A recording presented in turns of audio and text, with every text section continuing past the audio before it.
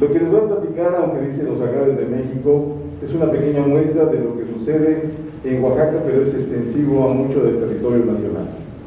Los agaves, ante todo, son plantas que tienen una distribución mundial muy restringida. Este es el mapa de distribución total, es decir, naturalmente solamente se encuentran desde el sur de los Estados Unidos hasta los países del norte de Sudamérica, Colombia y Venezuela son el límite natural. Hay algunas especies que están en el resto del mundo, pero seguramente que fueron llevadas por algún humano, por algún individuo que se los llevó para cuestiones particularmente de ornato o también de algunos usos. Hay grandes plantaciones en Sudáfrica, hay en Filipinas, es decir, hay en todos los continentes, pero naturalmente solamente tiene esta distribución. México, como ven ustedes en las cifras, es el lugar del mundo que tiene la diversidad más alta. Tenemos aproximadamente el 75% de la riqueza natural mundial de los agaves. Pero de esa riqueza, hoy vamos a poner un mapa donde van a ver cómo está concentrada en algunas regiones de nuestro país. Particularmente quiero decirles que los agaves tienen una importancia debido precisamente a esta presencia tan especial.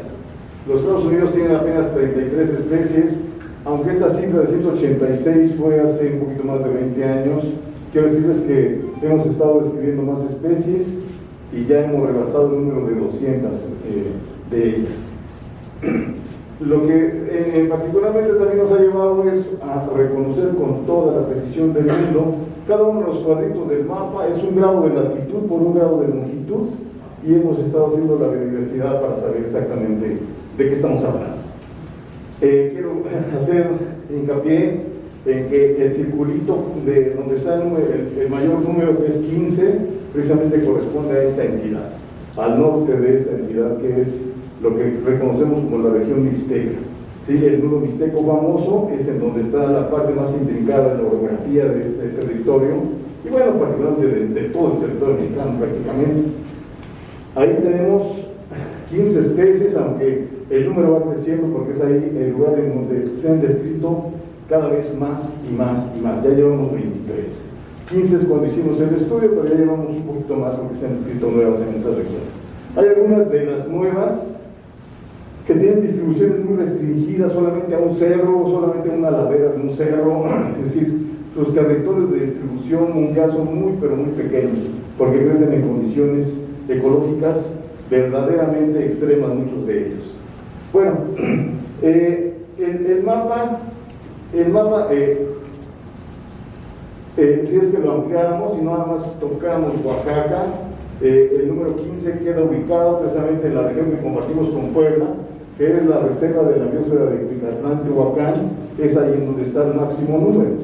Ahí es en donde está la riqueza natural. Significa que esas 15 también tienen un grado de especiación muy particular. Es el verdadero endemismo, es decir, lejos de ese territorio no los encontramos tan fácilmente.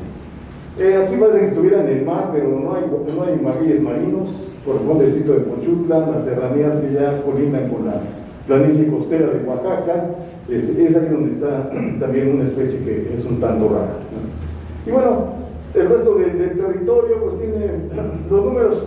Parece que no hay nada aquí, pero en realidad pues, sí existen. Es decir, la única región que no tiene agaves es la región tropical, que es esta parte del territorio oaxaqueño. No tiene gran número, aunque una de ellas sí vive prácticamente en la humedad, que es algo muy raro para los agaves, pero crece en acantilados rocosos, en donde a pesar de que la humedad relativa es muy alta, ellos la soportan. Muy alta es un poquito más del 80%. Es decir, todo el tiempo hay al menos una neblinita y siempre está ultra húmedo, ¿sí? Siempre es una humedad muy alta. ¿Desde cuándo estamos en contacto con los agaves en el país, pero particularmente en Oaxaca? Esa tablita que dice cuando ustedes hacen un test de licenciatura, la ha ido enriqueciendo a lo largo del tiempo. Son todos los sitios que tienen restos arqueológicos o arqueobotánicos, ¿sí? No fósiles, porque son apenas de unos 13,000 años, es decir, no han logrado ese extremo para poderse fosilizar. Entonces son restos arqueobotánicos.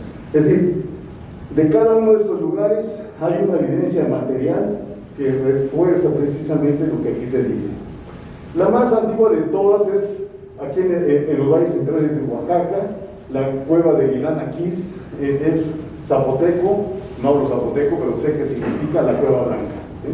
Entonces, en la cueva blanca de Oaxaca tenemos restos de fibras entrelazadas, es una especie de recita, más adelante les voy a poner una foto para que la vean, está carbonizada, pero sí se distingue perfectamente que es una red. Y lo más importante de la utilización, bagazos masticados. Seguramente que en alguna ocasión o lo han visto o lo han hecho, que encuentran en el mercado maguey cocido, que se rebanan, se mastica, y lo que no te comes siempre es la fibra y esa es la que tiras, ¿no? Pues aquí también los amigos fueron al supermercado, ahorita pueden pasar de las cuevas prehistóricas de Mitla, y cuando terminaron de masticar su maguey, tiraron el bagazo. Y eso es lo que se encontró y eso es lo que está ahí, ¿sí? Bueno, y eso tiene más o menos unos 10.800 años antes de Cristo, más los 2.000 que ya llevamos, entonces tenemos unos 13.000 años de convivir con estas plantas. Es realmente mucho tiempo, mucho, pero mucho tiempo. El maíz, solamente para que tengan una referencia, los restos arqueobotánicos aquí mismo, en esa misma cueva de maíz, datan de 6.800 años antes de Cristo. Es decir, apenas unos 8 o 9.000 años. Es decir, el maguey tiene mayor tiempo de utilizarse con fines alimenticios, ¿sí? Con fines, igual, y desde luego para el vestido, porque las redes que están ahí, las fibras que están entrelazadas, es producto de la vestimenta. Y bueno, vamos avanzando si quieren en el tiempo, aunque luego nos cuesta mucho tiempo, abarca mucho de lo que podríamos platicar, y mejor se los voy a ir platicando en la marcha, ¿no? Pero bueno, realmente no hay estado de la República Mexicana, y también déjenme decirles de Centroamérica, y también de la parte norte de Sudamérica, que no tenga evidencias del uso de los magueyes, ya sea desde estas épocas o un poco más tempranamente, o incluso en la época más reciente, podríamos hablar ya después de Cristo, es decir, hace unos 2.000 años. Es decir, todos los países latinoamericanos, y sobre todo en esta parte de Mesoamérica, todos tenemos evidencia de ello. Este es un mapa. Está exagerado, solamente es para poder decir, las cuevas de Coscatlán, en el Valle de Tehuacán, que les decía que es el que tiene la mayor diversidad junto con Oaxaca. Bueno, este es el territorio realmente que tiene la mayor biodiversidad de los agaves.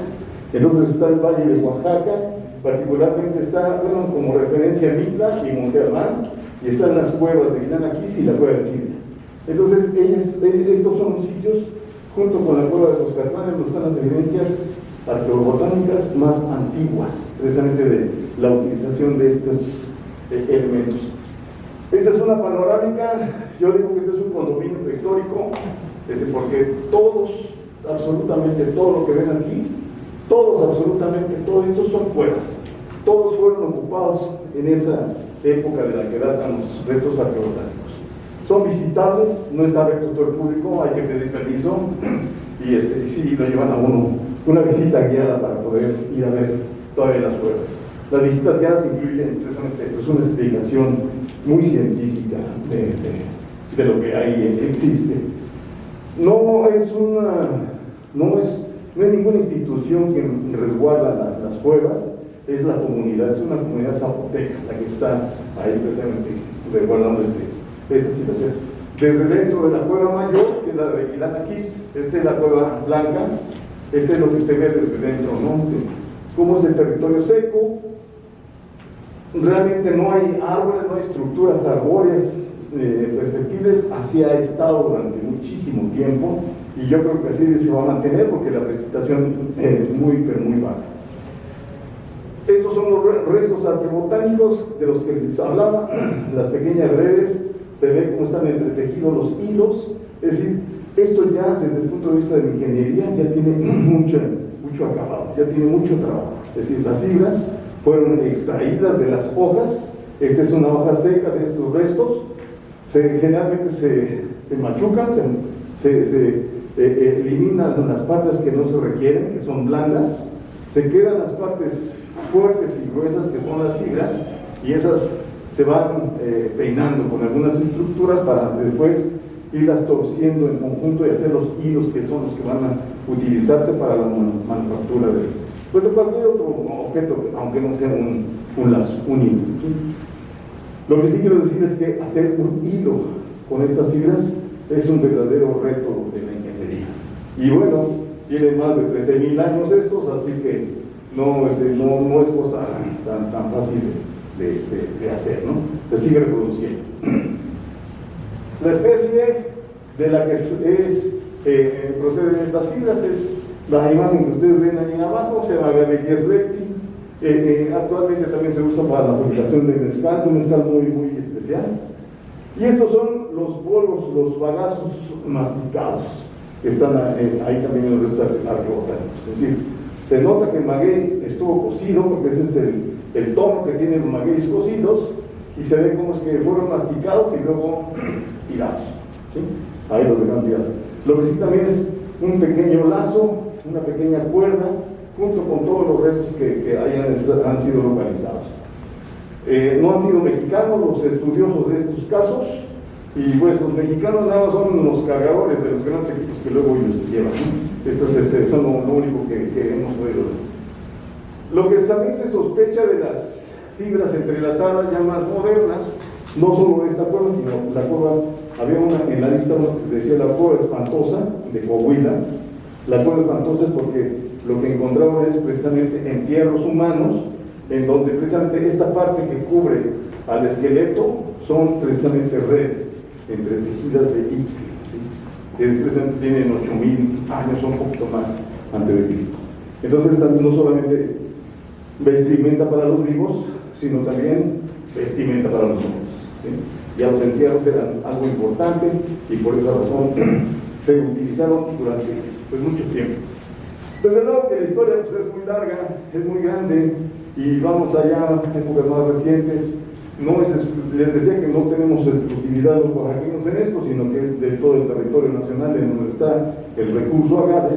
Este es un cargador de piñas de una de las culturas del estado de Jalisco, y precisamente lo que se pregunta a uno es cómo es que ya había una representación tan acabada de una piña, que es el tallo modificado de un maguey, y sobre todo de la proporción que tiene. Es decir, si es que lo vemos proporcionalmente con el individuo, y sobre todo para la gente que ha tenido algún contacto con estas plantas, esa estructura no debe haber pesado menos de 60 kilos, era algo verdaderamente grande, ¿sí? Hay especies muy masivas y que efectivamente tienen muchos azúcares, y los azúcares son la parte importante que se utiliza de este tipo de recursos. Entonces ya están ahí. Cuando el maguey ya se utiliza, generalmente se eliminan las hojas para alimento, se eliminan las hojas y solamente la base de las hojas, que normalmente comúnmente le llamamos pencas, es lo que utilizamos.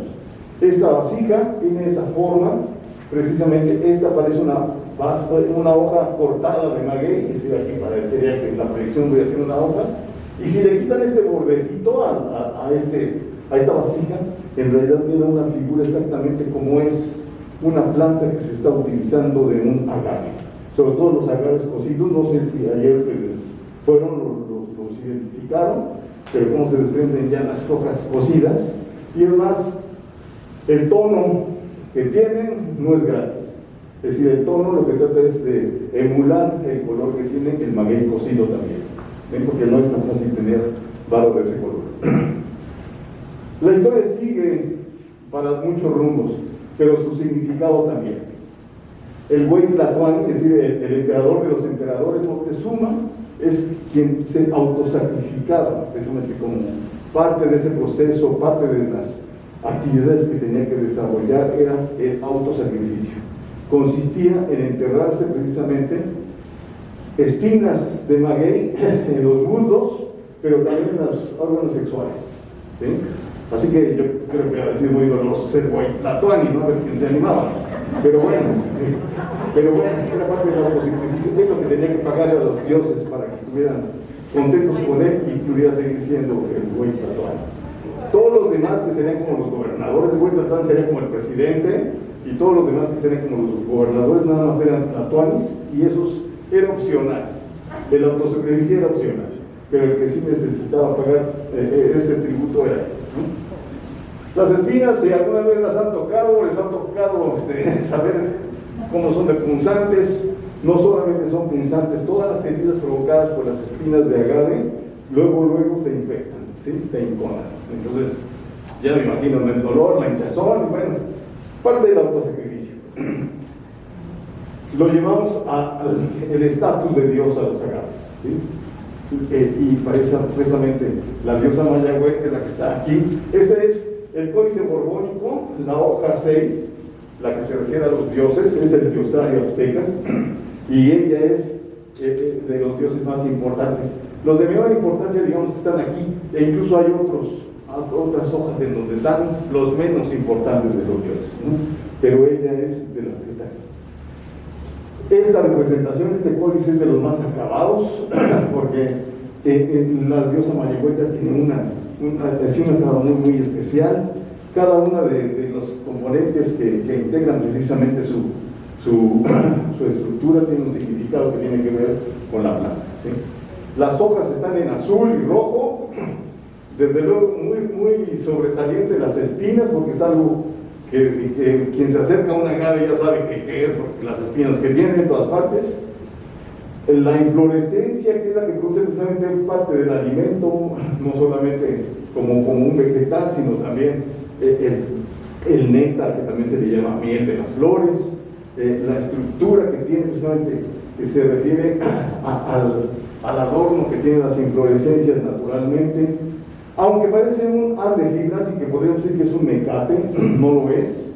Es una raíz que se utiliza para fermentar el pulque, y entonces esa raíz lo que provoca, por los taninos que tiene, es que hay una selección de las especies que lo soportan.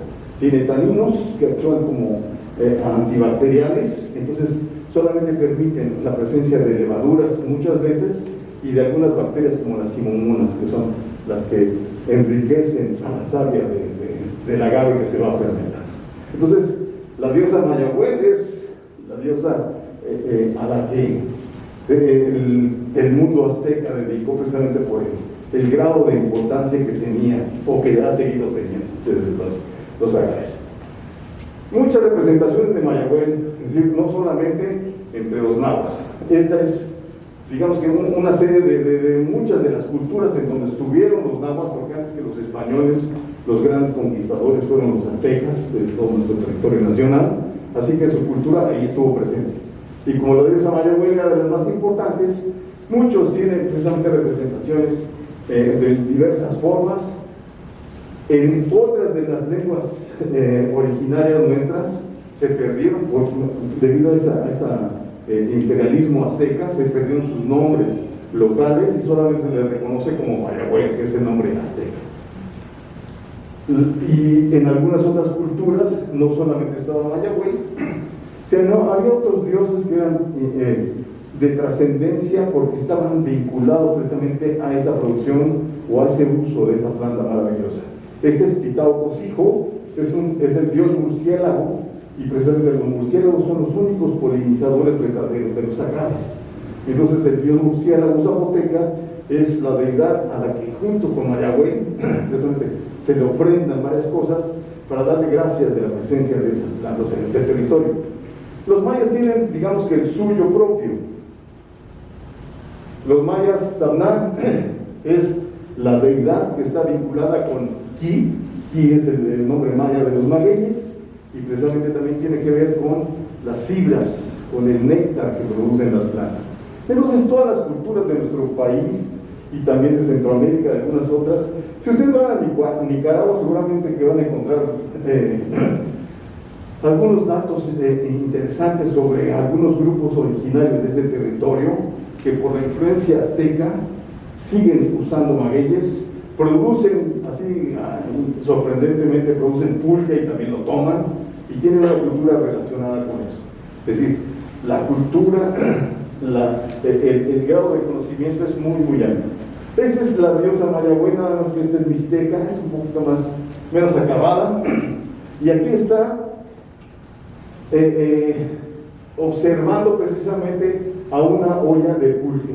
Este es el código Borgia, este es la lámina 12, y esta olla lo que tiene es precisamente una especie de espuma aquí en la parte superior, y lo que indica es que efectivamente el pulque está terminando de fermentarse y de estar listo precisamente para el consumo.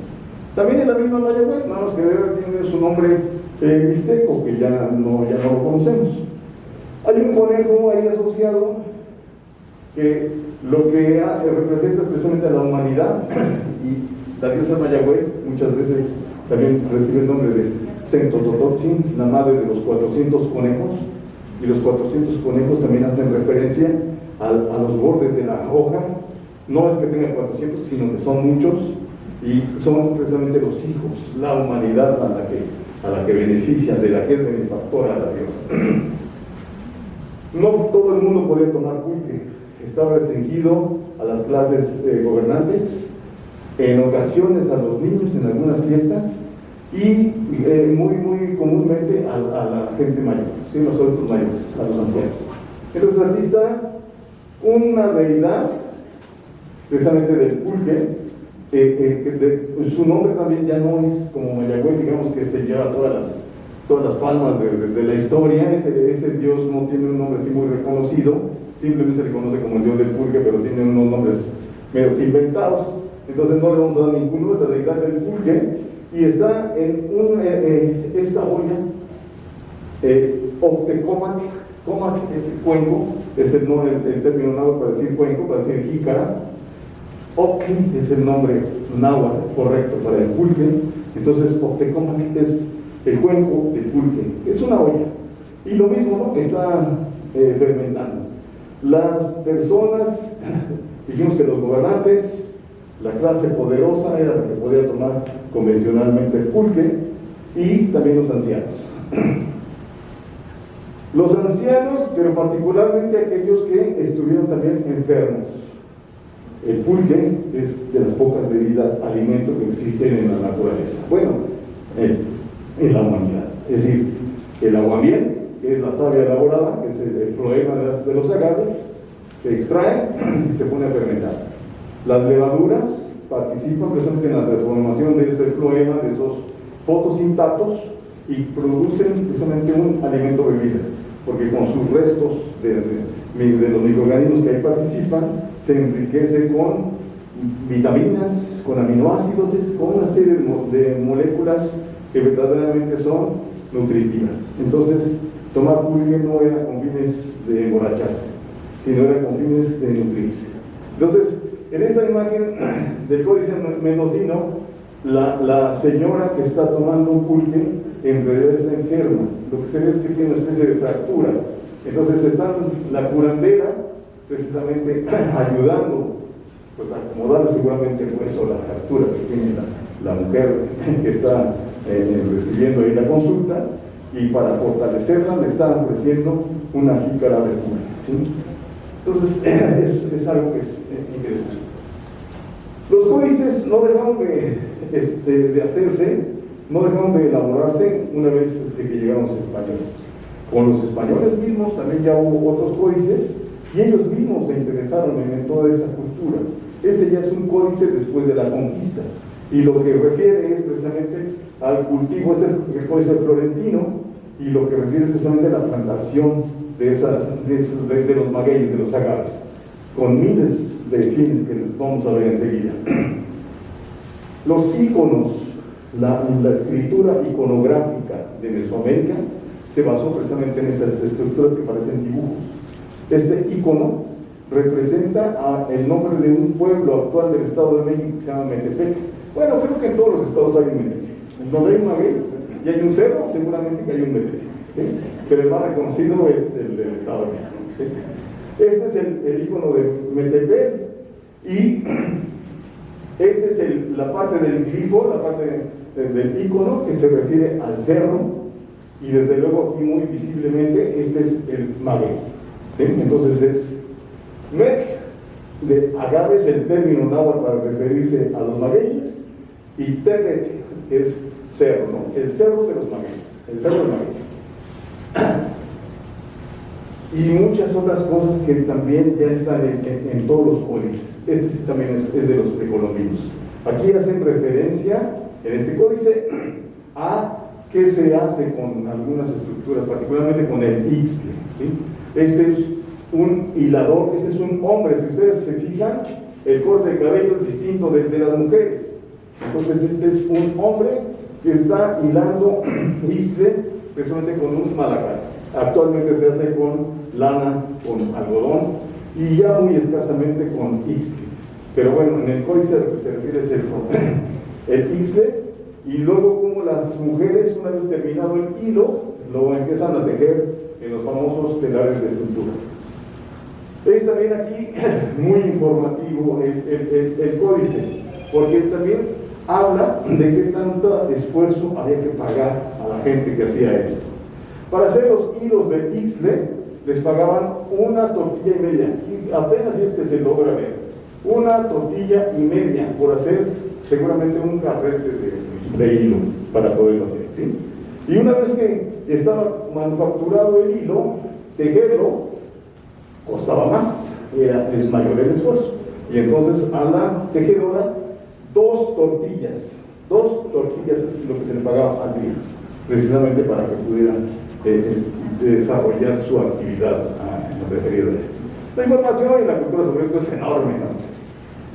Los que dominaban los españoles este territorio, sabemos mucho de ellos, pero hay otras evidencias. Este es una figurilla de barro en donde está la misma tejedora, precisamente, pero este es maya, ¿sí? De la región maya, este es de Campeche, de Jaina, de Campeche. Entonces no era una actividad única y exclusiva de los aztecas, era de todo Mesoamérica. Entonces hay muchas evidencias. Estos son artefactos precisamente también de las tejedoras de ixtle, pero localizadas en una tumba real, la tumba número 7 de Montealbán. En estos días de pandemia no está abierto, por eso no se los puedo recomendar, pero además es muy bonito, ¿no? Este es el nombre en náhuatl Sosopastli, que es una especie como de un machete, pero este es, como está en una tumba imperial, está en la tumba 7 de Montealbán, entonces se entiende que el propietario tenía un alto rango, precisamente en la jerarquía social de Montealbán, y no estaba hecho de cualquier cosa. Este Sosopastli es de hueso de jaguar. El jaguar es el animal más sagrado que tienen en Mesoamérica, en todas nuestras culturas. Entonces, no había que desperdiciar absolutamente nada. Entonces se hizo un Sosopastli, y lo más importante es que estuvo como parte de la ofrenda, una vez que se murió precisamente. Hubo gobernantes mujeres en Montealbán, y entonces seguramente correspondió a una de esas gobernantes, ¿sí? Las otras piezas que hay son precisamente malacates de barro, como el que tenía la imagen en donde está hilando el individuo que le pagaron una tortilla y media por el día de trabajo, ¿sí? Entonces, esas son de los zapotecos. No para el recuento. Los españoles mismos, Francisco Hernández, en 1615, ya hace precisamente un pequeño recuento de las plantas maravillosas de aquellos días, bueno, también hasta nuestros días, y precisamente habla un poco de sus propiedades, de los nombres locales, y desde luego los nombres locales a los que tuvo acceso son los mismos que le heredó Fray Bernardino de Sahagún, y están en náhuatl precisamente de Tlatelolco. Entonces aquí está su nombre en náhuatl y una pequeña descripción de la planta, ¿no? Y pues a veces tiene más de un nombre por el territorio náhuatl, que es inmenso. Son una de las tantas imágenes que hay, porque hay muchísimas. El libro de Francisco Hernández tiene 60 especies de agave, ya en ese momento ya conocían 60. Entonces, son muchísimas las especies. En la colonia, varias de las obras, sobre todo en este caso pictóricas que hay, se refieren ahora sí ya a las grandes haciendas. El maguey no dejó de tener la importancia, siguió cubriendo grandes partes del territorio, generalmente en forma de hacienda y con fines así muy lucrativos. Estas plantaciones son del estado de Querétaro, muy cerca de San Juan del Río, y el agave que ahí aparece es el maguey manso, que es el más pulquero de todos los reconocidos, y seguramente que la plantación era con esos fines, ¿sí? de producción masiva de pulque. Así que la bebida alimento pues tiene una importancia enorme, ¿sí? Si ustedes ven el tamaño de la planta, es verdaderamente enorme. digo, verdaderamente enorme, porque hay que hacer un hoyo y hay que treparse para poderla cosechar. Generalmente plantas como esta pueden producir 16 litros de savia al día, se cosechan 3 veces al día, es decir, por cada cosecha 3 veces al día se obtienen un poquito más de 5 litros, entonces como 16 litros de pulque por cada planta durante 6 meses ininterrumpidamente, en todos los días. Entonces es un volumen de producción enorme, y que conste que son de territorios en donde prácticamente el agua líquida está inexistente, ¿sí? Por eso es que mucha gente en estas regiones, en lugar de agua, consume pulque. Este es un vaso de una piedra de cuarzo, precisamente de una de las tumbas también de Montalbán, dedicada precisamente a la producción de, bueno, y a poder beber este líquido maravilloso. La región, antes de la conquista, se sospecha, no está incluida en Nicaragua porque somos muy nacionalistas y no incluimos aquí a Centroamérica, pero tuvo vigencia. El imperio azteca, antes de la llegada, estaba hasta Nicaragua, un poquito más allá de Managua. Entonces todo ese territorio, si ustedes incluso lo visitan actualmente, hay muchos pueblos en Guatemala, en Costa Rica, en El Salvador y en Nicaragua que tienen nombres en náhuatl, muchos, pero muchos, y muchos de ellos referidos al maíz. Entonces la zona de distribución de la zona pulquera antes de la conquista. Esto ya se ha modificado con el tiempo. Las flores tienen una multiplicidad de usos, todas, absolutamente todas, son comestibles. Es decir, del poquito más de 200 especies que hay, si es que encuentran una en este momento antes de que se abran las flores totalmente, es cuando están listas para poderse consumir. Pero la tira de los tributos náhuatl hablaba de la miel de agave, ¿sí? La miel de agave se refería no a lo que podemos ahora transformar, es decir, en lugar de hacer mezcal o tequila, la podemos hacer también miel o jarabe. No a esa miel se refería al néctar de las flores. Es decir, el néctar es tan cuantioso que se puede cortar las flores y luego ponerse boca abajo encima de un recipiente y colectar la miel. Entonces, algunos pueblos, como parte de su tributo, daban miel de agave precisamente al imperio azteca. Esas son las flores en diferentes etapas de su desarrollo biológico. Son las flores enteras. Generalmente se eliminan la parte de lo que corresponde al ovario porque tiene bastantes esteroides y para el paladar es bastante agresivo, además astringente, entonces son las partes no comestibles, ¿sí? Pero hay algunas especies y hay algunos pueblos que la misma necesidad, creo que son, no se enteran que tienen esteroides y se comen completas las flores, ¿sí? Generalmente se guisan como los cejotes, se hierven, se cuecen y se mezclan tradicionalmente con huevo, ¿sí? Esa es la forma más común de comerciarlas. El nombre, ese sí no identificado a qué hace referencia, pero en el centro del país se le conoce como gualumos, los famosos gualumos, que son estos. Las diferentes, les decía, el néctar particularmente es de diversos colores. Es el néctar de las flores de agave, se puede colectar, se puede consumir, pero en algunas regiones en donde está muy concentrada es de ese tono oscuro. Normalmente puede ser de ese otro tono, y ya cuando está procesada puede parecer hasta miel de abeja. La masividad, el gran tamaño de las plantas. Sí, recuerdan la foto en donde está subido el amigo cosechando, son masivas. Este es el maguey pulquero por excelencia, el maguey manso es el nombre común, agave mapizaga, y se usan las hojas para cubrir precisamente las casas de manera de tejas, a manera de tejas, de estructuras que son verdaderamente impermeables. Es decir, una vez que se empiezan a deshidratar, lo que sucede es que incluso pueden tan rígidas por la cantidad de lignina que tienen, que son prácticamente impenetrables por el agua. Cada vez son más escasas, es casi una artesanía tener una casa de esas, ¿no?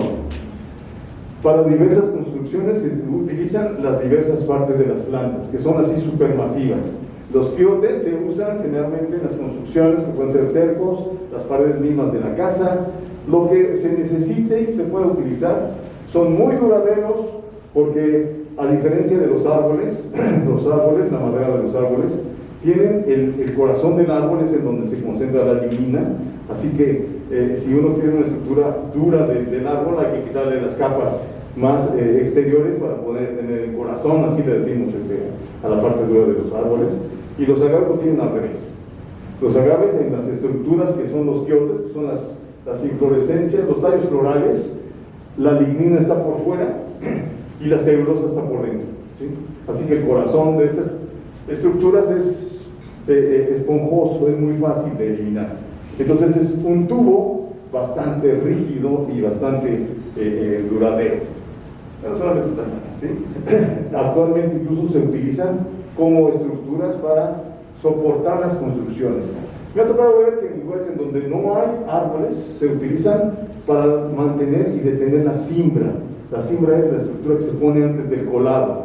El concreto no es cualquier cosa, ¿sí? El concreto pesa demasiado. Y la gente muy confiada utiliza sus tallos florales porque saben de la resistencia que tienen.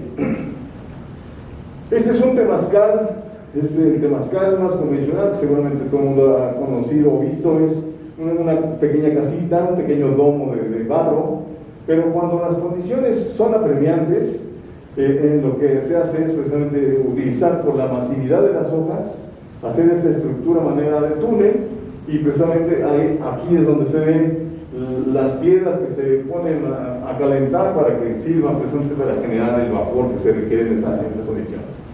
Lo más convencional y más rico además, las pencas se utilizan para la confección de la barbacoa. No es gratis, la barbacoa tiene su sabor gracias a las ceras que cubren a todas las pencas, ¿sí? Por eso es que se utilizan para la barbacoa, ¿sí? No tienen propiedades térmicas especiales, ni mucho menos, son saborizantes. Las ceras se funden y se mezclan con la carne y entonces le dan ese sabor tan delicioso que es inigualable, ¿sí? Entonces las barbacoas, y hay alimentos muy, pero muy especiales. Yabibishi, por aquí está mi alumna que se encarga de este trabajo. Yabibishi es un alimento exclusivamente mixteco que se hace precisamente con la base de las hojas y se hidrolizan los azúcares que son muy complejos, las polifructosanas se hidrolizan con ácido oxálico precisamente de plantas de oxalis, comúnmente se le llama coyulda la planta. Es una situación también de la ingeniería muy destacada. Para poder lograr la hidrólisis, los mezcaleros, sobre todo los que fueron ayer a la fábrica de mezcal, para poder lograr la hidrólisis de las polifructosanas de las plantas verdes, los mezcaleros emplean muchísima energía y bastante tiempo. El horno donde se cuece el maguey debe de estar un poquito más allá de 900 grados, es cuando se ponen al rojo blanco las piedras, ¿sí? Para poder lograr que se cueza toda esta estructura que se va a poner a hornear ahí, ¿sí? Y generalmente el horneado dura no menos de 72 horas, ¿sí? Como tiene agua y empieza a aumentar la temperatura una vez que se tapa el horno, puede aumentar la presión a una atmósfera más, es decir, tendría una atmósfera de presión, sería como una olla express, ¿sí? Y esas 72 horas mínimos pues requieren una cantidad de leña y de energía increíble, ¿sí? Los mixtecos abreviaron el proceso, utilizan una hidrólisis ácida, bueno, precisamente el ácido oxálico es el que hidroliza, únicamente utilizan agua a temperatura de ebullición y únicamente máximo 6 horas para poder lograr el mismo proceso que tienen precisamente los mezcaleros, ¿sí? Pero además ellos le ponen un plus, lo convierten en un alimento que además es nutritivo porque el oxálico forma algunos precursores de ácido cítrico y entonces se enriquece precisamente. Y bueno, como tiene algunos esteroides, es también un alimento medicina, es algo así súper especial. Solamente entre los mixtecos es donde se desarrolla esto, ¿sí? Si ustedes alguna vez se dan alguna vuelta a algún pueblo mixteco, sobre todo cuando hay día de plaza, en esta pandemia no hay ninguna plaza, van a encontrar este alimento que es verdaderamente raro, es verdaderamente extraño. Es una reminiscencia de esa cultura. La cutícula de las hojas, como a veces también son súper masivas, las hojas, la cubierta pues también es muy masiva, se pueden hacer rollos de ella, ¿sí? Está ya prohibido en varios estados del país, solamente para consumo local que se permite, pero para comercializar ya casi no. Los famosos michotes emplean precisamente la cutícula de las hojas, esto que parece papel es la cutícula, tiene las ceras, que se acuerdan, les dije que son el sabor de la barbacoa, y se utilizan de la misma manera. Entonces se pone la carne en contacto con la cutícula que tiene las ceras, se amarra y se pone a hornear. Generalmente es un horno de vapor, también enterrado en el suelo, y lo que se tiene pues, son los deliciosos michotes que también son especiales. Algunos subproductos, los gusanos o chinicuiles de gusano rojo, gusano blanco, hay varias especies, ¿sí? Son normalmente una plaga, pero esa plaga pues es además muy deliciosa, ¿sí? Seguramente también por ahí lo han tomado, lo han probado, condimentando un poco a mezcal, pero si no, para alguna botanita junto con el mezcal se emplea precisamente para alguna salsa o como sal, así para poder bajar un poquito lo feroz a que depende de los mezcales, ¿no? Los gusanos. La producción de fibras no quedó en el pasado, está vigente, solo se redujo su volumen de producción porque compiten las fibras sintéticas con las fibras naturales. Los procesos siguen siendo los mismos, es decir, esta foto de la Conavio es de una señora del estado de San Luis Potosí, en donde está precisamente desfilando con el mismo método que en los códices, es decir, todavía está vigente esa producción, ¿sí? Y no se diga de las tejedoras, la misma tejedora de los códices, aquí está nada más que en vivo, este es el Valle de Mezquital, en el estado de Hidalgo, el Miquilpan Hidalgo, y lo mismo, sigue teniendo toda la estructura, todos los implementos están vigentes, siguen teniendo los mismos nombres, siguen teniendo los mismos usos, no han sido sustituidos por metales. Los metales nuestras culturas lo utilizaron para las armas, para la guerra, para poderse cubrir en esas batallas, así que los metales aquí no están presentes, ¿sí? Ocasionalmente se pueden utilizar para descifrar, pero generalmente se usan palos y piedras, así en pocas palabras. Los productos también son casi los mismos, se siguen haciendo cuerdas, se siguen haciendo, pues les decimos normal, convencionalmente allaves, pero son telas, son lienzos que se utilizan con diversos fines. El más común seguramente es el mecapal, que por ahí lo han visto, que la gente cargaba su mecapal, le puede echar lo que fuera, era una bolsa extensible en realidad, ¿no? Que puede ser muy grande o muy pequeña según la necesidad de lo que se quisiera cargar. Las cuerdas tienen una resistencia mecánica verdaderamente sorprendente. Yo hice mi tesis de maestría con las propiedades también físicas de las fibras, y encontré que la fibra más simple, y digamos que la más común y convencional, 14 veces más resistente que una fibra del mismo espesor de acero. Es decir, también, y lo probé, una vez que se me descompuso un auto, no tenemos más que un mecate, lo amarramos y lo jalamos. Sí, jalamos. Bueno, pues los bochitos, cuando se perdía la banda, se el mecate, y la fricción es bárbara en esas máquinas, y de todo modo lo resiste, ¿sí?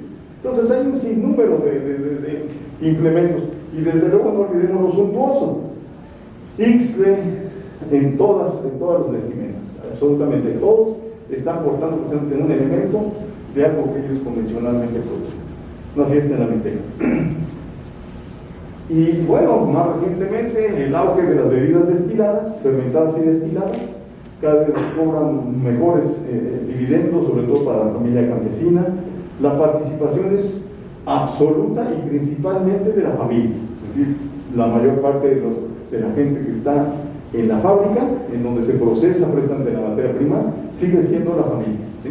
Participan desde precisamente los más pequeños hasta el jefe de la familia, ¿no? Y bueno, los ayudantes que son necesarios para transportar la materia prima siempre son, también no hay que olvidarlos.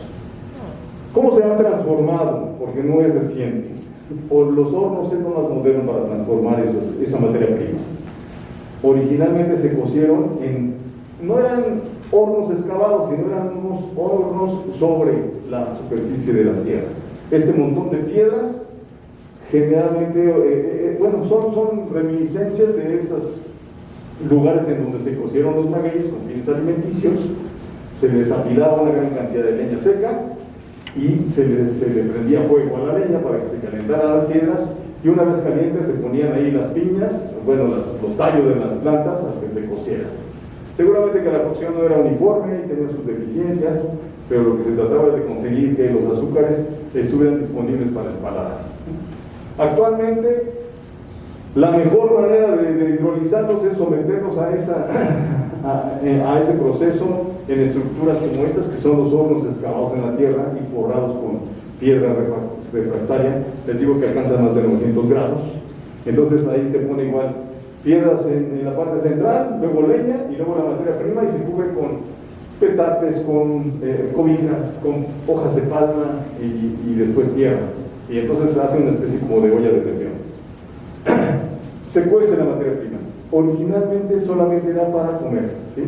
Es decir, y para elaborar una bebida fermentada, el tepache. El tepache original fue de maguey cocido. Estas son las hojas ya cocidas, y este es parte del quiote, de la estructura del tallo floral que precisamente tienen las especies masivas. Se comen, todas tienen azúcares además muy deliciosos. Escuchan, las polifructosanas ya fueron neutralizadas, y entonces ahora sí ya tienen sabores bastante dulces. Para hacer el tepache convencional, antes de llegar al mezcal, ¿sí?, se molieron, se machacaron precisamente las partes más masivas de la planta que ya estaban cocidas, sobre todo en estructuras disponibles en ese momento, o quedas en el suelo, o árboles o también con alguna oquedad hecha ex profeso, y generalmente mazos de madera o piedras, estructuras que pudieran desmenuzar y dejar más disponible precisamente el maguey, ¿sí? Se fermentaron, no nada más en lo que actualmente conocemos que son tinas de madera, se fermentaron en un sinnúmero de cosas, incluidas pieles de animales. Este es un cuero que está adaptado, un cuero de res, adaptado precisamente en esta estructura que es de soporte, pero también hemos encontrado ollas de barro, hoyos así en el suelo, sí, un suelo en donde hicieron un hoyo y ahí le pusieron una fermentada, ¿sí? El chiste era tener pues el líquido ya un poco embriagante, que es el tepache. Sí tiene grados alcohólicos importantes, ¿eh? Tepache de maguey puede tener hasta 14 gallos sacos. Es decir, no es cualquier cosa. Sí, borracho. Pero bueno, ya después que llegó la destilación con los españoles y bueno, y con los filipinos, con la nao de China, llegan los destiladores, y entonces la copia tecnológica que hicieron nuestros paisanos precisamente llevaron a esta situación. Los originales que llegaron con los españoles fueron alambiques de cobre, y el que llegó con la nao de China también era de un metal, también cobre, ¿sí? Entonces los destiladores, lo único es que tienen una apariencia distinta, pero la función del destilador es exactamente la misma. Bueno, aquí pues el único metal que está sigue estando cobre para condensar el líquido, pero todo lo demás es barro. Y hay 1000 formas de destilar, ¿sí? Hay 1000 maneras, hay 1000 artefactos para poderlo hacer.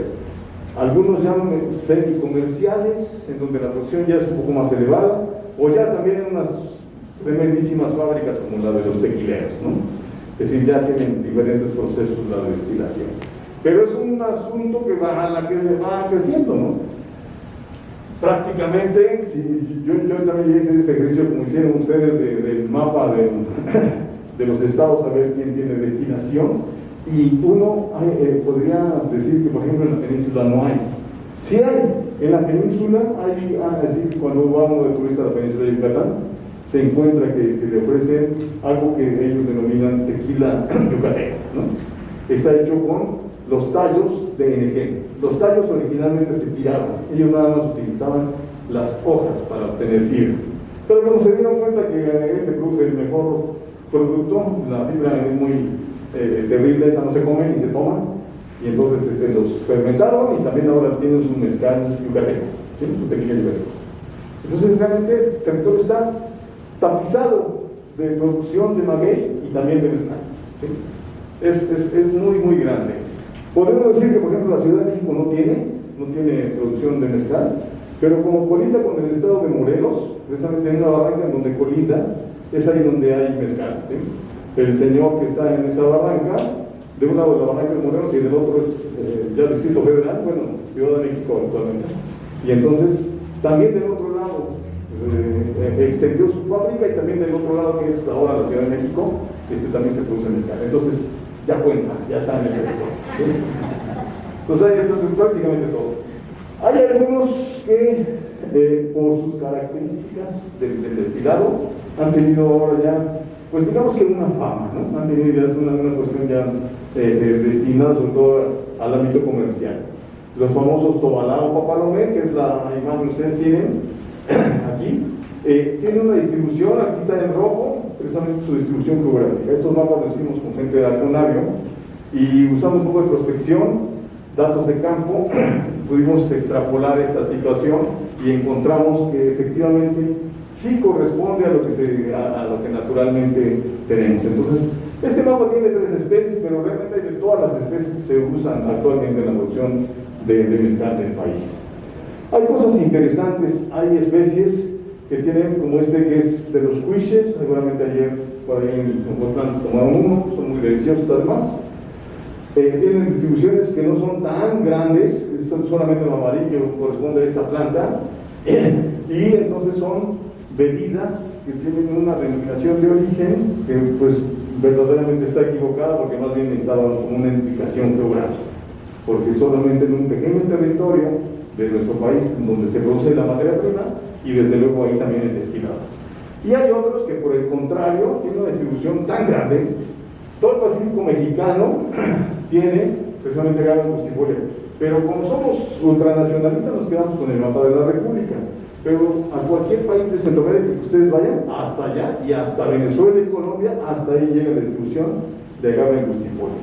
Es el mezcal más comercial que existe en Oaxaca y en algunos estados del país, como Tamaulipas también, es decir, ya tiene vigencia. En Morelos solamente empezó de esa manera, es decir, empezó como una prolongación de la producción de maguey espadín de Oaxaca, y también ellos tienen sus propias angustifolias, y lo que pasa es que la especie que más beneficios ha producido, más beneficios ha producido especialmente a esta industria, ¿sí? Entonces tiene una distribución amplísima. Yo creo que la denominación de origen sí queda para una cosa como esta, porque es de una distribución geográfica verdaderamente grande. Pero para nosotros que son así más localizados, más pequeñitos, ya tienen otra categoría en su nombre, ¿no? En Jalisco está la raicilla, está el cuscatuesco, y si vamos a cada estado, seguramente que hay mezcales, porque sería el nombre más extendido, es el nombre genérico a estas bebidas. Seguramente que encontraremos algunos nombres que son muy, pero muy así locales, ¿sí? Y desde luego son tan locales porque también se debe a que las especies que se utilizan son así también de una distribución muy, muy local, ¿sí? Raicilla, solamente un agave y solamente una región, y lejos de eso nadie puede hacer raicilla, no porque no quiera, sino porque no puede, porque la planta nada más crece en un territorio muy pequeño del estado de Jalisco. Entonces esas son las consideraciones. Y bueno, pues estoy a sus órdenes. Podemos platicar toda la noche si quieren, pero ahora que me piden los cambios, platicamos. ¿Sí?